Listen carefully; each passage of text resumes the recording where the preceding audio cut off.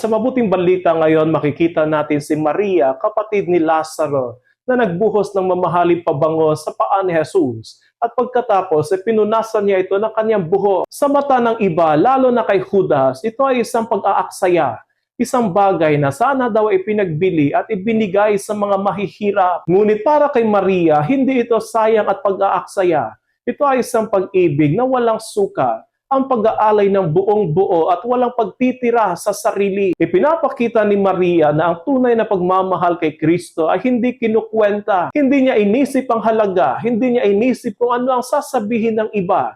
Ibinigay niya ang pinakamahalaga sa kanya. Sa kabilang banda, si Judas ay nakatingin sa halaga ng bagay at hindi sa halaga ng pag-ibig. At dito natin makikita ang dalawang uri ng puso. Ang pusong nagmamahal ng bukas palad at ang pusong laging nagkukwenta. Sa ating buhay, madalas tayo maging tulad ni Judas. Kinukwenta natin kung ano ang ibinibigay ng Diyos sa atin. Sa halip na magpasalamat, nagrereklamo pa tayo sa Panginoon. Inaanyayahan tayo ng mabuting balita na maging tulad ni Maria.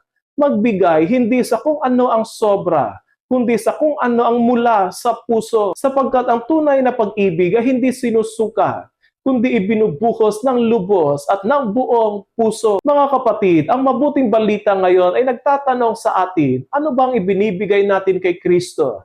Ang tira-tira lang ba o ang pinakamahalaga? Naway matuto tayo magmahal tulad ni Maria, isang pagmamahal na hindi natatakot mag-alay, hindi natatakot masayang sa mata ng Diyos, sapagkat alam natin na sa Diyos walang pag-ibig na nasasayang.